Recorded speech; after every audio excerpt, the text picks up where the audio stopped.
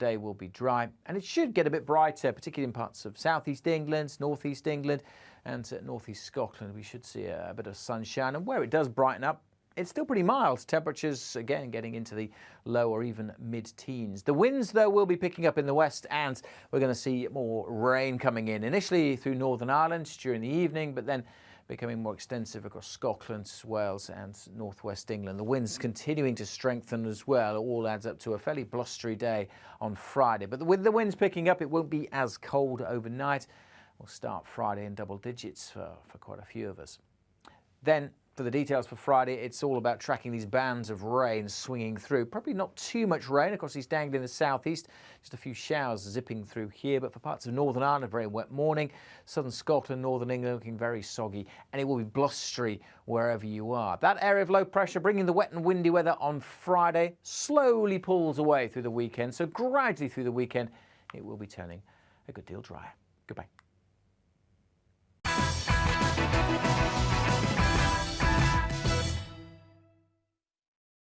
You're watching GB News live across the UK and the world on our digital stream. GB News is Britain's news channel. We are the UK's home of discussion and debate from all perspectives. We are here for you. Don't forget to join our YouTube community by clicking on that subscribe button.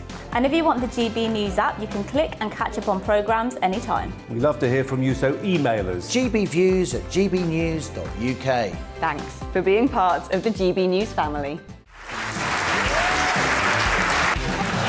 My name is Andrew Doyle. Join me every Sunday evening at 7 p.m. for Free Speech Nation. This is a show where we address current affairs and news stories of the week with the help of two wonderful comedian panellists. I brought in comics because I want to give it a lighter edge, and also they work for less. See you there.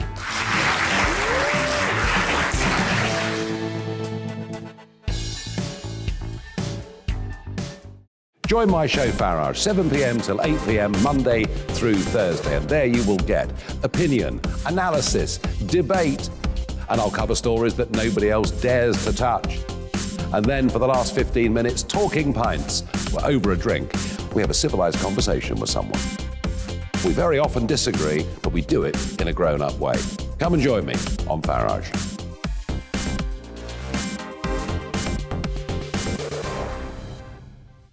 I'm Colin Brazier. I've reported from more than 70 countries around the world, covered wars from Afghanistan to Iraq, from Lebanon to the Balkans. I'm trying to bring that experience, that feel for events, to the studio. And something else, I'm ready to give an opinion. Today's stories with a spark. Brazier from 8 p.m. weekdays on GB News.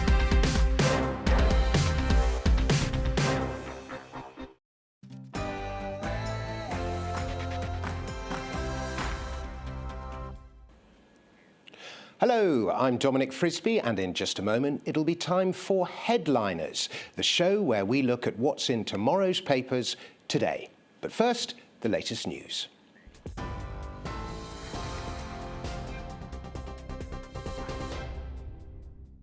I'm Polly Middlehurst, and these are your latest news headlines. Boris Johnson says the world is closer than ever to the beginning of the end of climate change.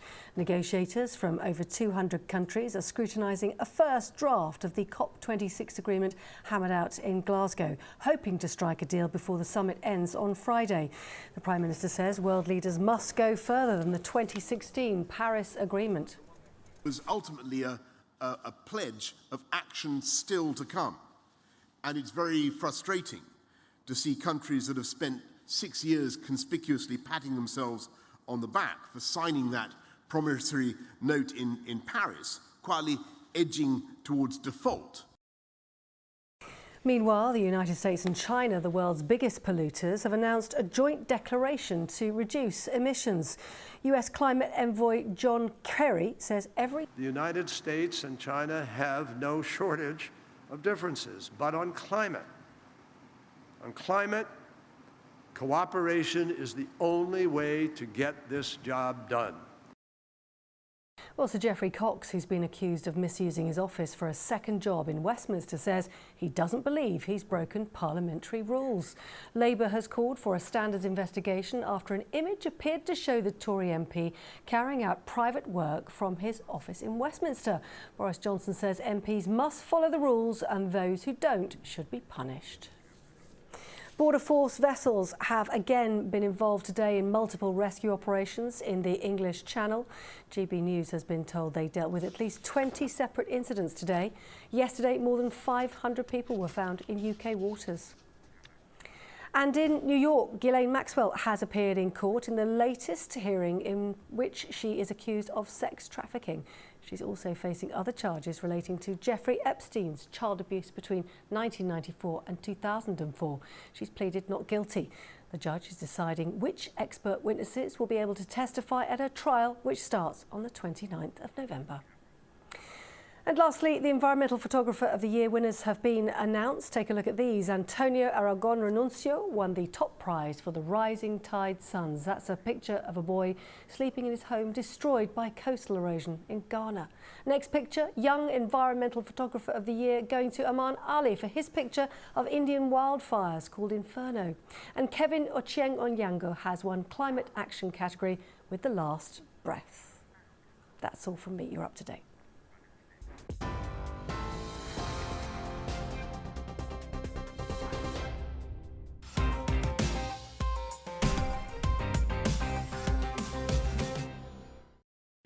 Hello and welcome to Headliners, the show in which a team of comedians reviews tomorrow's papers tonight so that you have the chance to start grinding your teeth a full 12 hours earlier. I'm your host, Dominic Frisby.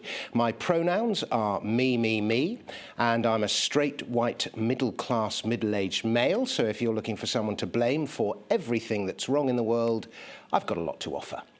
Now, they say politics is show business for ugly people. Well, in that case, activism is show business for smelly people, and journalism is show business for creepy people. Comedy, meanwhile, is show business for mouthy people. And this is the show in which the mouthy review what the creepy have to say about the ugly and the smelly. But before I introduce tonight's team, let's have a look at tomorrow's headlines. And first up, the Daily Mail has the ongoing Geoffrey Cox scandal, and also Meghan Markle making an apology. It's great to see her back on the front pages. The Metro has a bit of a cop-out. That's the story about Tory sleaze. And The Guardian goes with Geoffrey Cox making at least £6 million from his second job. Just wait till that man finds out how much he can earn doing voiceovers. And there's also a rather large picture of Alexandria Ocasio-Cortez, if I'm pronouncing that correctly, drinking an iron brew in order to ingratiate herself with the Scottish people. Have you ever seen a less likely iron brew drinker? The Times has a furlough fraud story. Who'd have thought all that furlough money would lead to fraud? And another gong for Sir Elton John, as if the man doesn't have enough. The Telegraph leads with Meghan admitting that she misled the court. The Sun also goes with Meghan as Little Miss Forgetful, as it calls her. And The Independent has a COP26 story. Boris Johnson under more pressure to secure a credible climate deal. There is enough hot air coming out of that conference to heat the planet for at least 2 generations. The FT leads with the story that US consumer prices are rising at the fastest pace in 3 decades, I should say. Printing money leads to inflation. Who knew? Biden, meanwhile, says that inflation is a top priority a day after announcing a $1.2 trillion stimulus package. To put that number into context, $1.2 trillion is almost half UK GDP. The Star leads with cocktail surge as we ditch pints. Presumably that's the fault of Brexit. And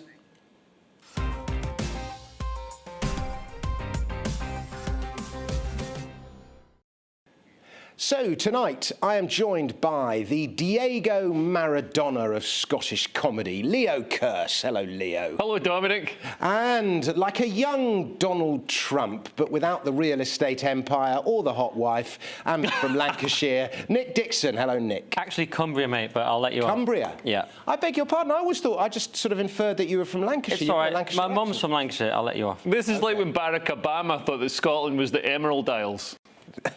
It's a similar mistake, but I can tell you a good stat about Cumbria, which is that Barrow-in-Furness has the worst recycling rates in the country. Wow, I was worried. Are you from Barrow-in-Furness? I was worried that was going to be boring. No, I'm from towards Grasmere area. Born in Kendal. Me and Mr. David Starkey. So yeah, that's the only two people from Kendal. Right, our first story is the delightful Meghan Markle back on the front pages, which is wonderful to see. Who is doing the Meghan Markle story? I'll do this one for you, Dom. I think it's in the Sun. We can put our Lancashire Cumbria difference behind us. Let's move on. Yeah. So the Sun has Meghan Markle knew her private, inverted commas, letter to her dad would leak and called him daddy so she could tug at the public's heartstrings. Bombshell court papers reveal. So basically, she revealed this in a text to her former private secretary, Jason Nauf. You can tell it's former because it's leaked. Do you know what I mean? So, but basically, Meghan has a bad rap, doesn't she, as a sort of manipulative narcissist. So it's good to get factual confirmation of that. Because she said here, given I've only ever called him daddy, it may make sense to open as such, despite him being less than paternal. And is she calling Harry daddy or her dad daddy? This is her actual daddy, just to clarify, so we don't get sued. Basically, yeah, this is in the text. She's saying, I've only ever called him daddy, basically. So you're sort of with her there. You're going, yeah, fair enough. And then she goes, and in the unfortunate event that it leaked, it would pull at the heartstrings. And then you're just like, that's terrifying. That level of manipulation. Although also, I mean, the heartstrings, when I see a hot girl calling someone daddy, it doesn't pull at my heartstrings. It pulls at my crotch strings. You know, this is... Good thing this is 11 p.m. Somebody in the royal family, Leo. Well, she's not in the royal family anymore, so I can now make lewd comments. Title, so I had to say in the royal family. But I think in her relationship, I think in her relationship, if anybody calls anyone daddy, Harry calls her daddy. Yes, and can we say that at 11? Do you have to do an apology to Ofcom? I think we're all right. I think we're fine. I think the word daddy is fine. I have to tell you what the alternate point of view is. So there is an alternate point of view to that, which is that she calls Harry daddy and that he doesn't call her daddy. So we need to bear the alternate point of view in mind. Broadcast standards, yeah. Because I'm on the left here. I'm representing the left here today. Oh, really? The real left, yeah. Because Dom's like a hardcore libertarian. You're the far right. Yeah. And I'm here to do the lefty bit. So what would the lefty take on Meghan be? Really, that basically, the left like Meghan and the right doesn't, on the whole, I think. Yes, I think she's very brave. I've been instructed to move on. So move on is what we shall do. To the less entertaining story of Belarus and all these refugees stuck at the border with Poland, Leo. Yeah, so this is interesting. There's a crisis at the Polish border with Belarus. This really been sort of fabricated by the Belarusian leader, Lukashenko. The story's been fabricated, or is it? No, the crisis has basically been shipping. There's all these refugees at the border with Poland. They're trying to break through, trying to find weak points in the fence to get through. Not to go to Poland, they want to go to Germany, which is welcoming. But to get to Germany, you've got to go through Poland, which isn't as welcoming. But they've been basically flying them in from Iraq. They're mainly Iraqi Kurds. They've been flying them into Minsk to basically destabilize Europe. This reminds me of the Syrian refugee crisis. Who's paying for their flights? Putin. Are you sure about that? I'm not sure about that. And if Putin's watching, please don't have me killed. But this is basically like in 2014, 2015. So Putin, got involved in the war in Syria and started, helping Bashar al-Assad bomb and kill and torture his own people to send refugees to Britain to try and destabilize Britain, destabilize Europe, which contributed to the Brexit vote. The waves of refugees coming in. Mm-hmm. So this reminds me of that, and it's quite a, I mean, when I say quite, it's an extremely cruel thing to do because, you know, it's winter on the Polish border. Yeah, and it's below freezing at night. Yeah, so these refugees are in a terrible position. They're being pushed, you know, from Belarus. Belarus is Are they pushing actually them over being the border. invited to fly to Belarus? Is there like come to Belarus? Yeah, and then basically, for you know, a new life in Germany. bust to the border. Yeah, purely to, and then Poland's sent 15,000 troops to the border to stop them getting through. And this is a deliberate, so presumably Belarus and Putin are tight. Yeah. And this is a deliberate policy to try and import as many people from the Middle East and presumably North Africa as well into Europe. And to create a crisis. So part of it's propaganda. So, you know, we can see, you know, the refugees starving, you know, freezing on the border. And we can see how heartless the European Union is doing. So it's a propaganda war. But it's also, you know, part of the ongoing thing to sort of just destabilise and sow division and disharmony in Europe. To weaken Europe. Horrible, Nick. Well, I've been trying to figure out who the bad guys are in this. I mean, I love Poland for a start. I mean, some of my best cleaners are Polish, so I love Poland. No, nothing. And you're the left-wing one, right? just threw in a little joke. Didn't work. Right. Yeah, because it's Poland, and they've sent them to the border of Poland. It's Poland versus Belarus. There'll be a Pole doing our job in a couple of years' time. That's true. How do you feel Better about than us. That's definitely not left wing. How do you feel about Belarus, Leo? Because I was pro-Belarus when they were anti-lockdown, but then I heard that the guy was a bit of a dictator, and I'm sort of anti-dictator.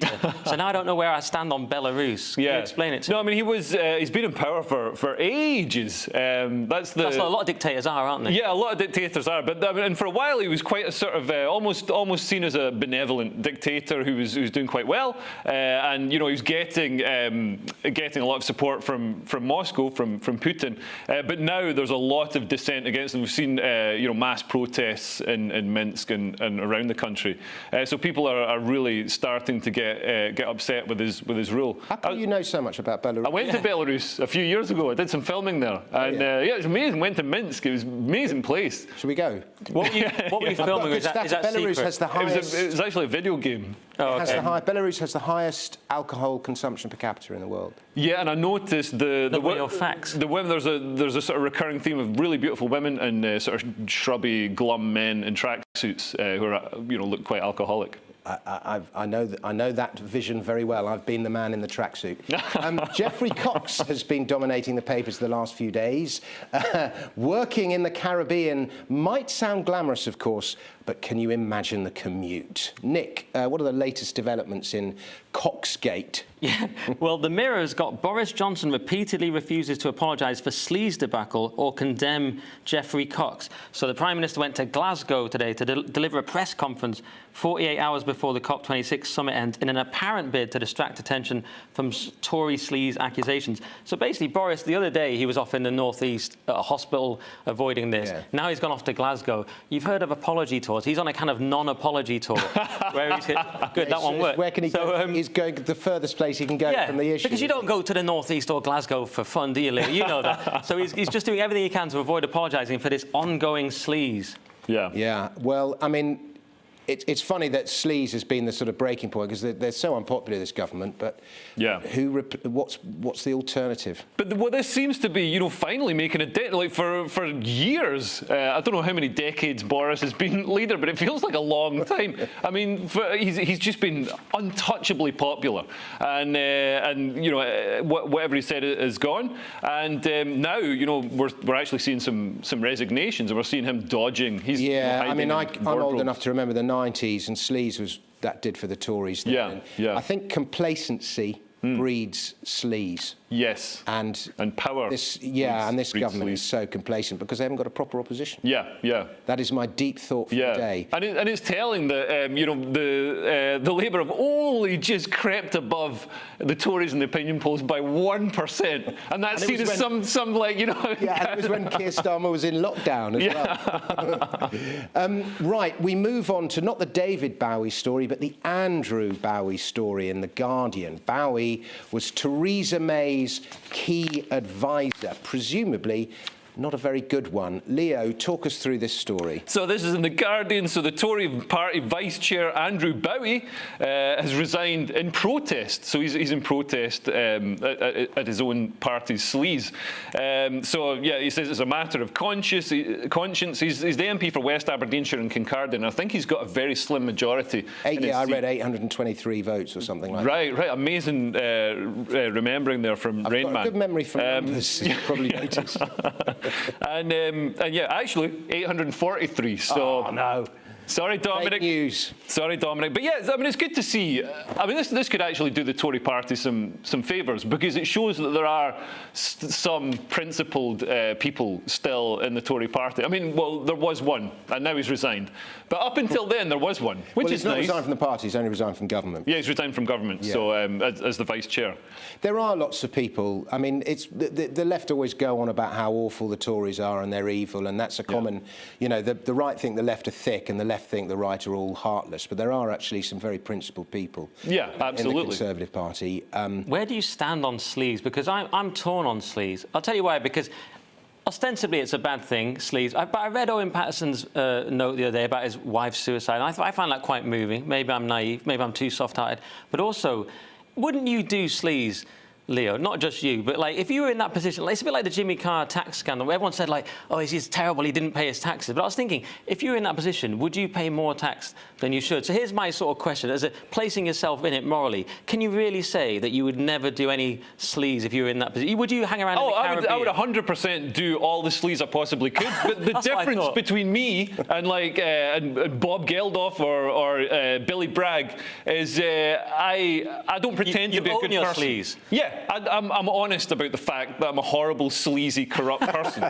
So in fact, I'd check your wallet. I think it would be very hard to find anyone who would not take up a remote working position in the Caribbean for £6 million. Yeah, right. I mean, you've got to be pretty incorruptible to do that. Maybe Andrew Barry's the one person who wouldn't take that. I mean, I remember the figures seem to be, you know, we talk about inflation, the sleaze figures. I remember in the 90s, sleaze was like, you know, £20,000. Well, if you now talk it's to some of the hard money guys, 5.5 million. They will plot the decline of moral standards against the amount of money they print, and the two definitely correlate. So more money, more problems. Sound money breeds sound people. Right. There we go. Interesting. There's our principle there. Now, I can't do the coming up into the breath. That felt like a good moment to say coming up into the breath. I've been told I can't say it. Oh, we can say coming up. Coming up, we will be looking inside the papers, but first, the weather. Good evening. Most of us will have a dry day tomorrow, likely to be fairly dull to begin with, and some thick fog patches around in places as well, but steadily, for many, it'll get a little brighter through the day. There's a couple of weakish weather fronts close by to the UK, but developing out in the Atlantic, there's this area of low pressure. That will bring a spell of wet and windy weather. Starts on Thursday night and continues through much of Friday. But back to this evening, and still some patchy rain across parts of the Midlands, South Wales and East Anglia. That's fizzling out. There's another band of wet weather working into northern Scotland. It's still pretty blustery across the far north, but lighter winds in these central areas will allow it to turn quite chilly and could allow some fog patches to form parts of northern England and North Wales in particular. A fairly grey start then to Thursday. There will be a little bit of rain here and there, a few showers mostly in the west, but for a good chunk of the UK, much of the day will be dry, and it should get a bit brighter, particularly in parts of southeast England, northeast England and northeast Scotland. We should see a bit of sunshine, and where it does brighten up, it's still pretty mild. Temperatures, again, getting into the low or even mid-teens. The winds, though, will be picking up in the west, and we're going to see more rain coming in, initially through Northern Ireland during the evening, but then becoming more extensive across Scotland, Wales and northwest England. The winds continuing to strengthen as well. It all adds up to a fairly blustery day on Friday. But with the winds picking up, it won't be as cold overnight. We'll start Friday in double digits for quite a few of us. Then, for the details for Friday, it's all about tracking these bands of rain swinging through. Probably not too much rain across East Anglia in the southeast. Just a few showers zipping through here. But for parts of Northern Ireland, a very wet morning. Southern Scotland, Northern England looking very soggy. And it will be blustery wherever you are. That area of low pressure bringing the wet and windy weather on Friday slowly pulls away through the weekend. So gradually through the weekend, it will be turning a good deal drier. Goodbye.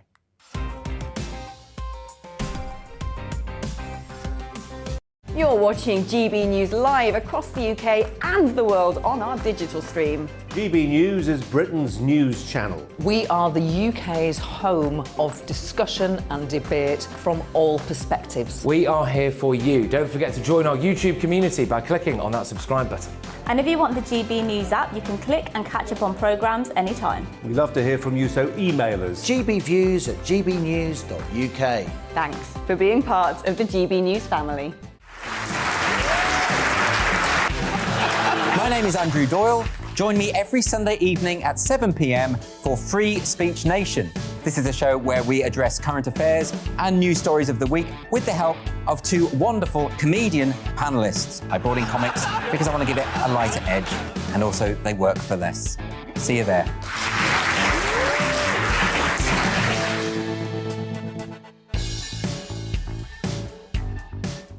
Join my show Farage, 7 p.m. till 8 p.m. Monday through Thursday, and there you will get opinion, analysis, debate, and I'll cover stories that nobody else dares to touch. And then for the last 15 minutes, talking pints. We're over a drink. We have a civilized conversation with someone. We very often disagree, but we do it in a grown-up way. Come and join me on Farage.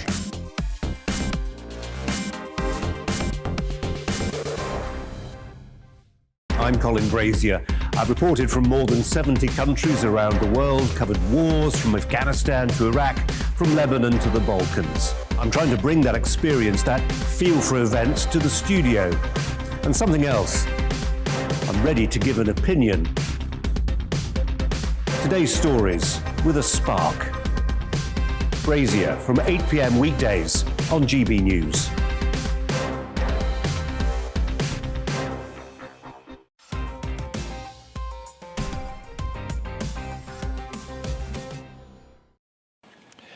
Welcome back to Headliners. Before the break, we were looking at who's hitting the headlines, but now we're taking a deep dive into the papers. Tonight, I'm joined by Nick Dixon and Leo Kearse, and our next story is about the BBC parting ways with Stonewall, the LGBT charity. And I'm sure we can all agree that the BBC has given a platform to the dark side of the trans agenda, or as it's also known, Mrs. Brown's Boys. Leo, what is this story about? So this is from the Belfast Telegraph. Basically, the BBC has withdrawn from Stonewall's diversity champion scheme. So it's basically a protection racket, woke protection racket, where organisations have to pay Stonewall thousands of pounds a year, and they get a badge saying, "Oh, you're not homophobic." You know what I mean? Which is the equivalent of the mafia, saying, "Oh, you're not going to get your windows panned in." So Stonewall's been shaking down organisations, a lot of public sector organisations. There's 900 organisations across the UK that pay into this scheme. So Stonewall's making millions from this. It's basically like when you look at who was the richest man in history, they think it was this German guy called Jacob Fugger. Right. And he made his money. He made his money lending money to kings, and he owned all the gold and silver mines in the Alps, gold and copper mines in the Alps. But his big money he made selling absolution. So absolution. You're like absolving you of your sins. Oh, right. And you paid him money, or you paid his companies or whatever. I don't have any of that. Maybe I should buy some of that. And it was a huge thing. And the whole of St. Peter's Basilica was built on the back of selling absolution. And he was reckoned to be the richest man in history. And that's kind of what Stonewall does. Yeah, so this absolves you of your sins. This is modern absolution. Yeah, absolutely. Like, literally, absolutely. And Stonewall has come under some criticism in recent years. It was actually quite late to the transgender rights debate. So, transgender legally being able to change your gender passed into law in 2004, but Stonewall didn't actually pick up the mantle and lobby for trans rights until 2015, I think. And yeah, so it's come under criticism. One of its founders, Matthew Parris, has criticised it for taking an extremist stance on some issues. It's given incorrect advice on equality law to its members. It's led to speakers being cancelled unlawfully. And a cabinet minister has called for people to withdraw from this diversity champion scheme, which the BBC has just withdrawn from. I think it's inevitable. I'll bring you in a sec, Nick. It's inevitable when you have an organisation that's basically marking you on your sins. Yeah. So everyone sort of gets their behaviour, and everyone starts behaving themselves to a certain extent, and then in order to the organisations then are not going to go, right, we're diverse enough, that's fine. It has to get increasingly extreme in order to keep maintaining its funding. Yeah. So anyway, Nick, what are your... arms race of diversity. Yeah, well, I thought it was a pyramid scheme. You went with protection racket, but yeah, it's very interesting because this all comes off the back of this Stephen Nolan podcast where he investigated the whole thing. And the BBC, it's actually great work from the BBC. I mean, I'm quite happy that the BBC is failing in its remit because that's why we have GB News and they're the only people, they're the only ones that employ me. So it's great for me. But in general, it's better for the BBC to be, what they say they are and be impartial. And this is the BBC at their best because they're investigating themselves. Yeah. So they had this podcast and it's great to listen to. It's Stephen Nolan investigating Stonewall. And it's great because he just does it in such a straightforward way. He's talking to the editor of Pink News going, what's two-spirit? And he's going, could I be three-spirit? And there's a great moment where he actually says to him, what's genderqueer? And the Pink News editor can't even define genderqueer himself. If anyone can, it should have been him. And I just got that in because Pink News have written a nasty article about me. So I just wanted to get that in. So it's quite fun to see them floundering. But yeah, it's a great piece from the BBC. Yeah, now, and of course the BBC has to be impartial, and there's a debate, there's a battle raging between what are described as trans exclusionary radical feminists and then the trans rights activists on the other hand, and both sides make quite compelling points, but there's some muddy areas in the middle where the BBC would have to be impartial, and Stonewall has come out on the side of the trans rights activists and criticise the TERFs. Now they say judge a man not by his words but by his actions, and a lot of people might accuse you for the things you say of transphobia. Yeah. But you had a trans girlfriend for a long time. Yeah. Well, not a long time. Oh, okay. Do you miss him? Her? Don't be transphobic. That's like, why would you... Oh, look at you cackling like a little schoolboy. He wasn't assuming, you know what I mean? He wasn't assuming the pronouns. No, but I said her, him. You said her, him, which is a kind of snide thing to say. You know what I mean? All right, okay. Yeah. Are you genuinely having a go at me? Yeah, I'm genuinely having a go. Honestly, man. Transgender women are, the hot ones. The hot ones are women. Okay. So this next story is about French women's football. And those are three words I never thought would appear together. Nick has all the details. Yes, this is my expert area. Yes, what's happened is a PSG player seems to have ordered an attack on a rival to steal her place in the team. So this Aminata Diallo, plays for Paris Saint-Germain, was questioned by detectives in connection with an assault on Kera Hamroui. I can't say the names. I get the pronunciation from the commentators, and I don't watch women's football, so I have no idea of the names. But basically, she planned an attack on her. It seems that way. She dropped off at her house, and she was hit with an iron bar in the legs. It's actually incredibly grim. And they seemed to target her legs. They didn't steal any money or anything. So the accusation is that she's sort of done her over to get her place in the team. And I believe it because I have a weekly five-a-side game, and that gets very nasty. Not to make a crash joke off the back of a horrifying story, but it does get very. I think I could see it happening. But I mean, if I had to kneecap Leo in order to get a gig, I'd do it. I believe you. Comedians would do it in a heartbeat. As if you could reach my kneecaps. Comedians wouldn't even need a gig, they'd just do it for a laugh, wouldn't they? If you know what the comedy world is like. But no, it does get, even in our five-a-side team, we got some, just last night, there was some nasty slide tackles. We've now had to ban slide tackles from the game. You're not supposed to slide tackling five-a-side. I know. That's what I said. Space. That's what I said when I nearly got injured. Anyway, but this is horrible. But exactly, it's a high-stakes thing. Why wouldn't you do it? Well, you wouldn't do it because it's a crime and it's terrible and illegal. But it says here that she's had some stitches, but she's going to be fine, which suggests that female football players are as good with an iron bar as they are actually with a football. Leo, what is this next story about the Israeli ambassador fleeing that infamous no-go zone, the London School of Economics? Well, yeah, this is interesting. So, Priti Patel has backed a police investigation of this London School of Economics protest against the Israeli ambassador. This is reported in The Guardian. So, I'm going to try and pronounce this name properly. Zipi Hotoveli. That's the Israeli ambassador. Gave a speech successfully. French football player. Successfully gave a speech and took questions at the London School of Economics. Took questions from the students, but outside there were people protesting, chanting things like "Shame on you." At least one protester tried to rush towards her. So yeah, there's some footage of it here, and she manages to keep her bunch of flowers intact the whole time, which I think is great work. To her credit. And yeah, to me. me. I mean, people say, oh, we're not anti-Semitic because we're criticising Israel, the country, and blah, blah, blah. The Middle East is full of regimes that are far more despotic and have far worse human rights abuses than Israel. So what is it specifically about Israel that people single out? Why is that country singled out? And obviously, because it's the Jewish homeland. Yeah, well, I've got to say, it's been part of my self-care routine to never comment on the Israel-Palestine conflict, because it's just too controversial. So I never. But now I'm being paid to say something on it, so I better say so. It does seem there's something particularly vicious about attacks on Israel. This is another example of that, isn't it? I know what you mean. Why is it with Israel? Yeah. It's worth asking the question. I got. I suppose you'd call it anti-Semitic abuse, not only quite recently. Are you Jewish? No. That's the ridiculous thing. A lot of people think I am. I think my granddad... That's the worst kind of racism, where they don't even get the inaccurate racism. I got on... There was a load of football fans, and I got on the train at St John's Wood, and they all started singing that song at me, you know, the song they sing at Tottenham fans. I probably couldn't say it on the air, and, you know, pointing it, and...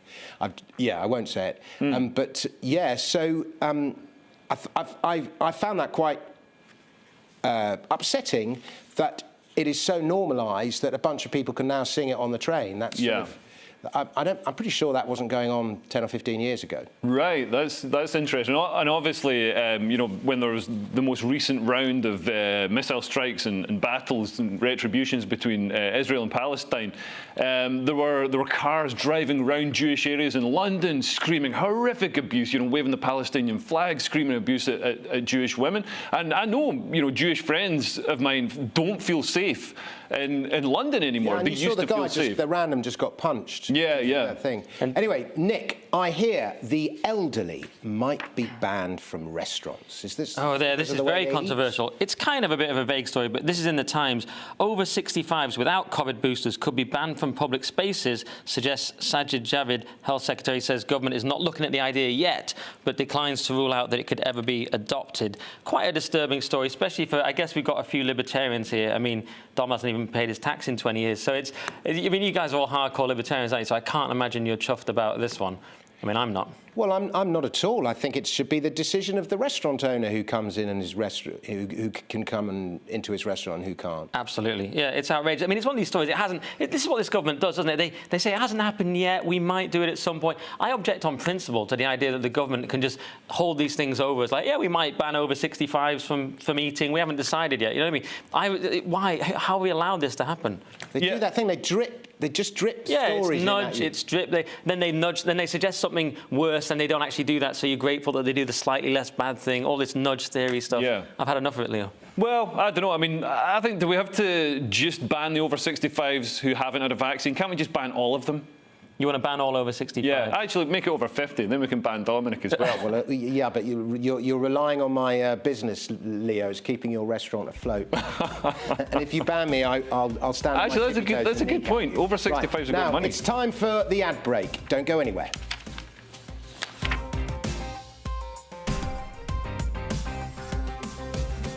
You're watching GB News live across the UK and the world on our digital stream. GB News is Britain's news channel. We are the UK's home of discussion and debate from all perspectives. We are here for you. Don't forget to join our YouTube community by clicking on that subscribe button.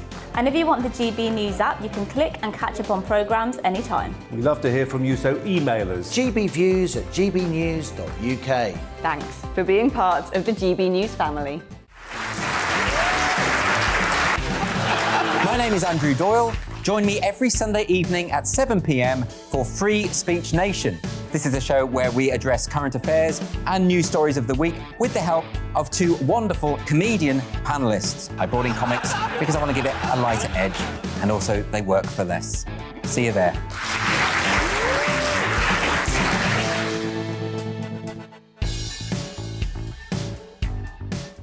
Join my show Farage, 7 p.m. till 8 p.m. Monday through Thursday, and there you will get opinion, analysis, debate, and I'll cover stories that nobody else dares to touch.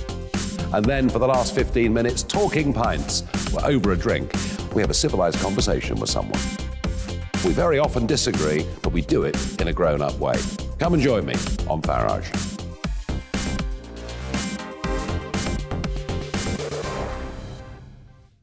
I'm Colin Brazier. I've reported from more than 70 countries around the world, covered wars from Afghanistan to Iraq, from Lebanon to the Balkans. I'm trying to bring that experience, that feel for events, to the studio. And something else. I'm ready to give an opinion. Today's stories with a spark. Brazier from 8 p.m. weekdays on GB News.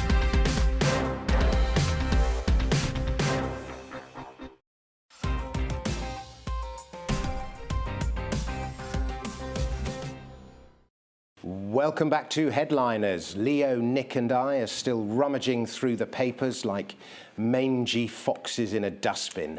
And we're coming to you, Leo, now, and it's the Times and this John Cleese cancelling himself story. Yeah, so John Cleese has jumped the gun and actually cancelled himself, which is a new thing for cancel culture. But basically, he was due to speak at Cambridge University, where he studied himself back in the day. And the Times is reporting that he tweeted, "I am blacklisting myself before someone else does." I don't think anybody was going to, but he's making a stand, and he's making an important point, because they did earlier recently cancel somebody for doing a Hitler impersonation, and John Cleese obviously famously did a Hitler impersonation in Fawlty Towers, and classic Probably the moment single of British greatest moment comedy. in British comedy. Absolutely, yeah. It's an amazing piece, and maybe it wasn't quite as funny when the other person did it, but Sure it wasn't. I actually read the other guy's speech. Yeah. And he wasn't. He was saying, the basic premise was, he was saying, what if I did this? Yeah, so then acted it was a out the debate thing. about So he bad wasn't taste. even arguing. Yeah. So he's called Andrew Graham Dixon. Yeah. He's an art historian. He was making a point about bad taste, and so he was saying it. It wasn't just coming out and frog marching onto the stage, goose stepping onto the stage. He was making a serious point about offence. But as we see so many times, when somebody makes a serious point about offence, it's just taken at face value, and the bit that they did is taken completely out of context and without any. It's trigger words, isn't it? People don't listen to the intention; they just hear the words and then they. Yeah, all context is gone. My favourite bit of this story is from Louis de Bernier, author of Captain Corelli's Mandolin. He wrote that Hitler impressions was something that almost all of us have done occasionally over the past 80 years. And he urged academics and artists to volunteer to be included on lists of banned speakers and boycott any university or other public institution that praises cancel culture. So I love that idea, like that we all do Hitler impressions, and we should all volunteer to be banned. I mean, I'll volunteer to be banned if it means I can go around acting like Hitler. I used to watch, when I grew up watching telly, everyone did them. Spike Milligan did it. Everyone was obsessed with Hitler, and for obvious reasons. Yeah. And they weren't generally pro-Hitler, were they? Yeah, that's the thing. Like, mocking Hitler, it takes the sting. It makes him ridiculous and removes his power as a sort of, it could be a totem for neo-Nazis or whatever, but not if everybody's laughing at him. Leo, have you ever thought of bringing a ministry of silly walks into your act? I think you could do some very good silly walks. I already walk quite sillily because I'm 6'6". Yeah, no, that's why I think you could. So you don't have to go that far. Yeah, no, I've always just done proper stand-up comedy, Dominic. No ukuleles, no silly walks. Well, you'll be much more commercial if you did visual comedy, because then people who don't speak English will enjoy your act. Oh, shots fired. We have it's like Meghan and the royal family. We have a very British story next in the Mail. Nick, what's this all about? Well, this is the passive-aggressive letter, I believe. So a husband wrote a hilarious passive-aggressive note to his neighbour who's supposedly sleeping with his wife, which has gone viral. So I mean, we can read out some of the note. He basically he put this in his neighbour's house, and the note read, "Hey, just wanted to let you know that you're sleeping with someone who's married, and we're not in an open relationship, so you shouldn't really be doing the dirty with her. I appreciate things can get lonely, so don't mind you popping over for a brew temporarily whilst I'm out. But in future, could you give me a heads up so I can move my car for you, please?" He signed off the note, "Cheers, number 86." What an absolute legend. That is Britain at its best, isn't it? And men get accused of toxic masculinity, but that is the least toxic thing ever. He's saying, look, if you do sleep with my wife, just let me know so I can move the car. I mean, I think it kind of shows why his wife wanted to sleep with someone else. You're saying you're calling him a beta. He's not exactly like running into battle to defend her honour or anything. But also, I mean, it's clearly made up. Because if you received that note, would you post it online? Actually, yeah, you would. You totally so maybe would, it's not yeah. made up. Yeah, you totally would. We can't confirm, I should add that. No one can confirm if it's real or not, but the thought seems to be it's so funny Do we that know let's the just name of share the- it anyway. Do we know the street name? Because we know the house number, 86. Do you want to find him, Leo? You just want to know. So You want to meet the girl? Yeah, you want to meet the woman, yeah. More sleaze for Leo. Right, Leo, sharks in the Thames. Apparently, Sharks. the first species that appeared was around a year ago, was the nurse shark. And we only found out because every Thursday night, all the other fish clapped it. What sharks have we got, Leo? So these are species of shark that I wasn't familiar with. I'm not going to lie. They've got good names, haven't they? Before anybody gets worried that they can't swim in the Thames anymore. Number one, why are you swimming in the Thames? It looks filthy. But number two, apparently it's not that. I'm going to defend in the same way that you defended trans. I'm going to defend swimming in the Thames. It is the most. I used to live on a boat in the Thames, and swimming in the Thames is glorious. Really? Did you? Is it not? Because I know sometimes they have to just. The non-tidal is better than the tidal, but you can swim in either. Really? Yeah. But you don't get E. coli or anything like that from the sewage that occasionally has to be shunted into. And a beard. Well, yeah. Well, this is in the Times. Apparently, before anybody gets worried, these sharks don't sound like a threat to humanity. So the biggest one is the taupe shark, which can grow up to 6 feet long. They've been seen in the outer Thames estuary, so you're not going to see them at Whitechapel. Is that on the Thames? I don't even know. I'm from Scotland. No, Whitechapel isn't. Well, you're definitely not going to see them at Whitechapel then, unless one of them's got an oyster card. In Whitechapel. But there's also the spiny dogfish, which sounds fun, grows to about 4.5 feet and exclusively eats crustaceans. And there's the spur dog. I think they're just starting to make these up now. I think they're quite cool names. Yeah, 3.5 feet long and can live for 70 years. So, so can claim a pension. So yeah, I mean, it's quite nice to see, because all we hear about in the UK is environmental devastation, beaches being filthy, sewage being shunted out into swimming waters. So it's nice to see that the Thames is actually cleaned up. 64 years ago, it was called biologically dead. So 64 years on, it's biologically a bit less. That was my favourite bit. It said they do signal an improvement in water quality since the river was declared biologically dead 64 years ago. That happened to you, didn't it, Dom? When you declared biologically dead? The swimming in the Thames that saved me. It brought me back to life. Nick, let's move on to your story. I'm not going to abide these insults anymore. A rather unusual transaction in a brothel. Oh, yeah, fascinating one, this. In Austria, it's not in England, don't worry. A brothel offers free 30-minute experience with prostitute in exchange for COVID jab. So Austria's Fun Palace brothel has launched an exchange program where customers can get 30 minutes with a lady of their choice in exchange for getting a coronavirus vaccine. It comes as Austria's vaccine uptake numbers are among the worst in Western Europe. Only 64% of the country's population has had both vaccines. Right. So this is their new desperate scheme. There's been free donuts we've seen. Now it's free. I think it's very telling about the difference between the two countries. Here we ban people from going to restaurants. In Austria, you get 30 minutes of slap and tip. Yeah, it's all about the carrot and the stick approach, isn't it? When you had your vaccination, didn't they say to you may feel a small prick? I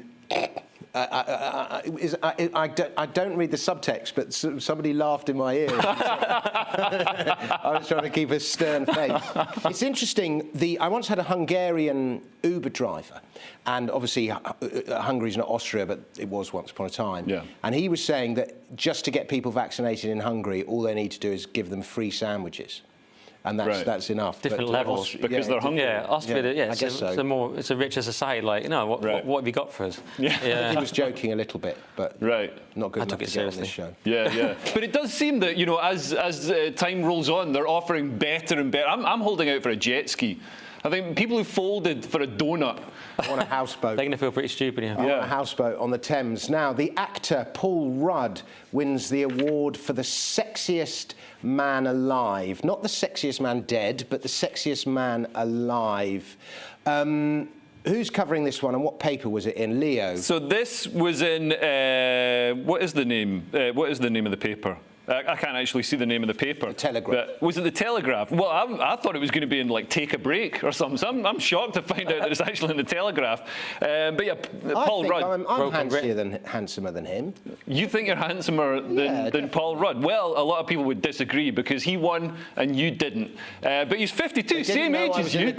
Same age as you. He looks good in here. He looks a bit better. Dom looks better than him in the headshot that he's still using from 1997. Shot on a Victorian plate.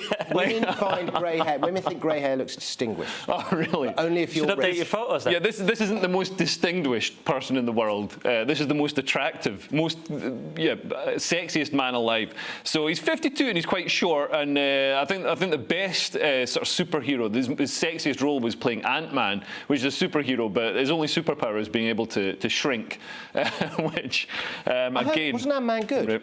Ant-Man, yeah, it was good. He's a comedic actor. Wasn't he like the perfect boyfriend for the girl? Wasn't when Phoebe in Friends, she had to finally get the perfect boyfriend? Wasn't it him? Possibly, yeah. I don't know. Could have been you. I don't know. It is a sort of change. It's kind of like what you were saying a minute ago. It is a change in standards of masculinity, though, isn't it? Because in the past, it would have been some ultra alpha guy, wouldn't it? Maybe back in the 80s or something. Yeah, Clint Eastwood, maybe Sly Stallone, maybe not Sly Stallone, but you know what I mean. Now it's Paul Rudd, who's kind of like he's definitely the everyman kind of he put upon guy in a lot of the movies. So are you two feeling excited that there's a chance for Get lost, mate. Right, we've got a sporty one now. Talking of alpha males. Oh yeah. The most alpha male in the whole world, Nick. Thank you, Dom. I was wondering what you're going to acknowledge me.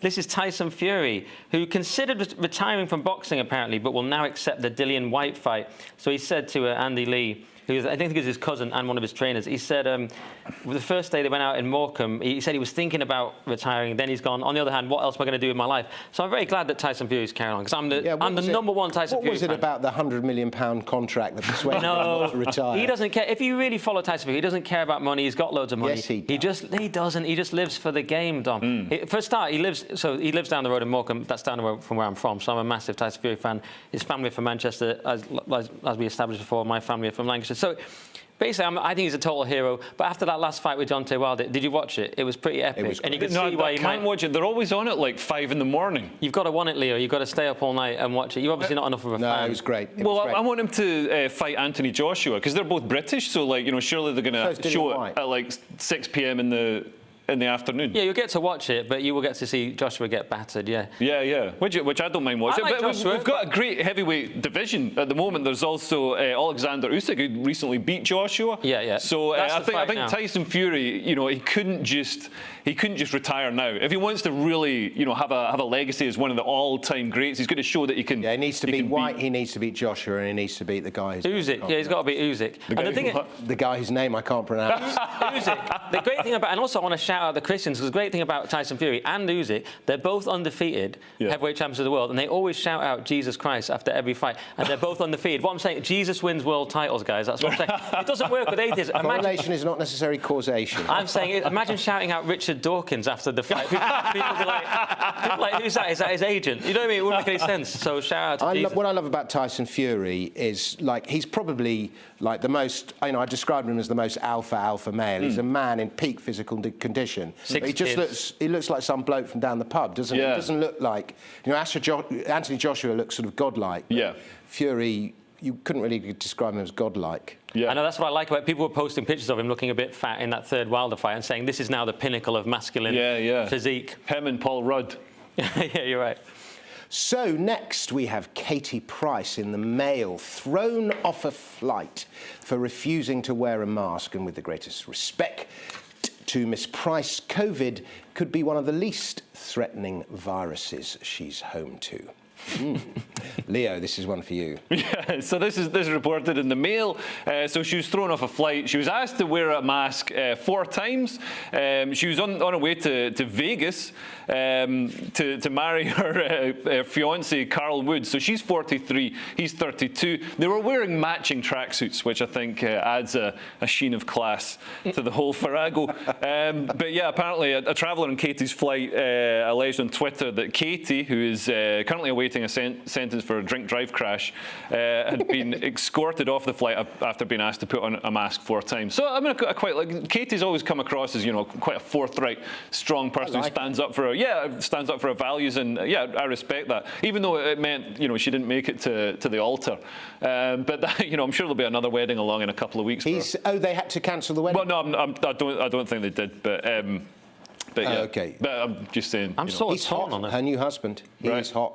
I recognise a hot bloke. I recognise a rival when I see one. Have you ever tried to chat up Katie Price? No, I've never met her. Right. But I'm pretty sure it would be inevitable. Once he sees that old headshot of you. Yeah. When I do my maybe Donald Trump, not so bad.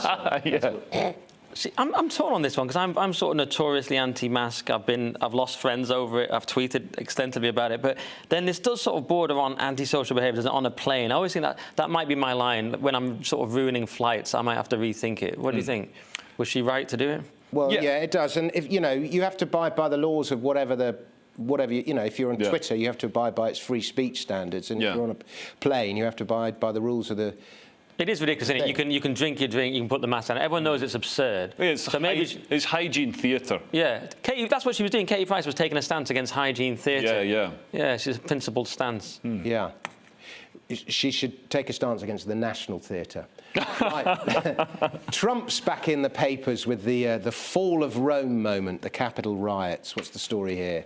So this is reported in the Times. So the White House is going to release records that apparently implicate him in the January 6th riot at the Capitol, which is held up. I don't know why it's always held up. As this is when, you know, the guy with the horn, the furry helmet, and there's another guy carrying the lectern, grinning for the camera. And they were allowed in. They weren't like, you know. They opened the doors. They opened the doors for them, and they walked in a very orderly line. You've seen all the footage. They're all like, hey. Yeah, and it didn't, you know. Everybody talks about like it's the second coming of the, you know, it's the Kristallnacht, it's the bombing of the Reichstag, and it's no, come on, it was a stag do that got out of hand. Yeah. And they seem to, apart from the few people who died, they seem to be having a great time. So I don't think it was the threat to civilization that it's portrayed as. And Trump was of course famously banned from social media because they said that he instigated it, and the evidence for that seems quite flimsy. He didn't, you know, he wasn't saying go to the place. And also,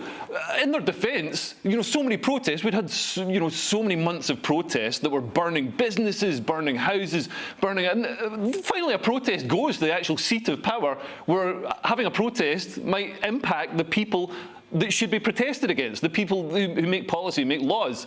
And everybody seems to think it's a terrible idea and you should just burn down another Walmart. It doesn't make sense to me. Yeah. Well, it's the wrong people protesting, wasn't it? Right. I guess, you know, you use whatever argument you can against your ideological enemies, and at this stage it's outrage. I feel I should give the other. I need to represent the left here, don't I? Uphold broadcast standards, because I am the real left. Well, look, I mean, I've had horrible arguments with my family about it. People, the idea of calling it a coup and an insurrection, when, like you say, it's 12 blokes in silly hats is what it was. Although there was a very serious thing that no one wants to talk about, that Ashley Babbitt was shot dead by a policeman, but no one seems to want to mention that part. But yeah, to give the other side, I suppose there are people out there who really think this was a genuine, dangerous, terrible coup attempt on the US government. So we should say that. When we've seen, it was the depths of Trump. Well, America's been involved in coup attempts in various countries before, and they always seem to involve tanks, aircraft carriers, suitcases full of CIA cash. You know, there's never like a few guys with furry hats. Right. Fair enough. Yeah. So we thought Prince Harry wanted a new career as a Hollywood celebrity. It turns out it's as a fortune teller. So people cross Harry's hand with silver, and he tells us what's going to happen. What's the story here, Nick? Great story from the Metro. Yes, he is. Prince Harry warned Twitter boss Jack Dorsey that people were using his platform to plan the Capitol riots, which we've just discussed. He said, Jack and I were emailing each other prior to January 6th, where I warned him that his platform was allowing a coup to be staged. Bit weird that he didn't stop it, if he knew that. But anyway, he carries on. He goes, the email was sent the day before, before, and I haven't heard from him since. I love that. So awkward, isn't it? Jack ghosted him. His email. Yeah. Ghosted by Dorsey. See, when you leave the royal family, you're not as important as you used to be, Harry. Right. That's what he's learnt there. I love that he's like so ubiquitous and just omnipresent that he predicted Jan 6th. I also like this bit where he says... How did he even know?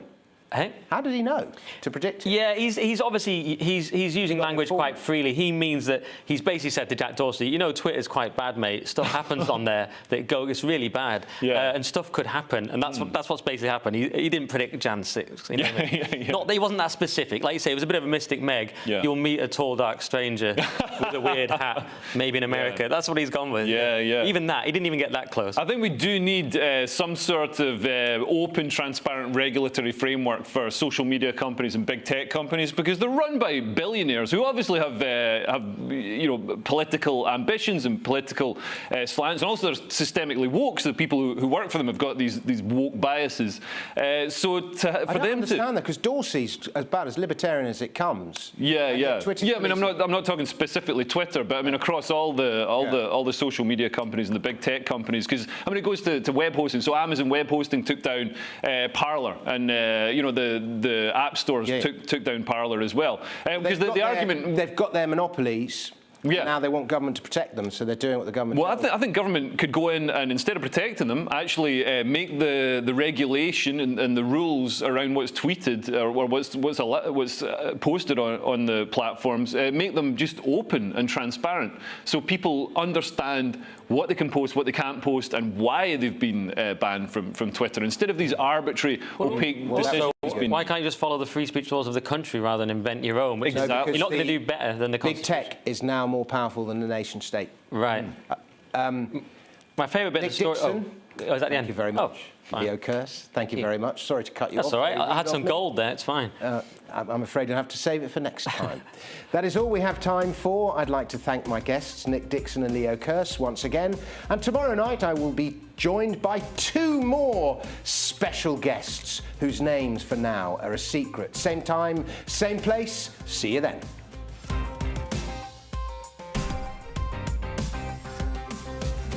You're watching GB News live across the UK and the world on our digital stream. GB News is Britain's news channel. We are the UK's home of discussion and debate from all perspectives. We are here for you. Don't forget to join our YouTube community by clicking on that subscribe button. And if you want the GB News app, you can click and catch up on programmes anytime. We love to hear from you, so email us. gbviews@gbnews.uk. Thanks for being part of the GB News family.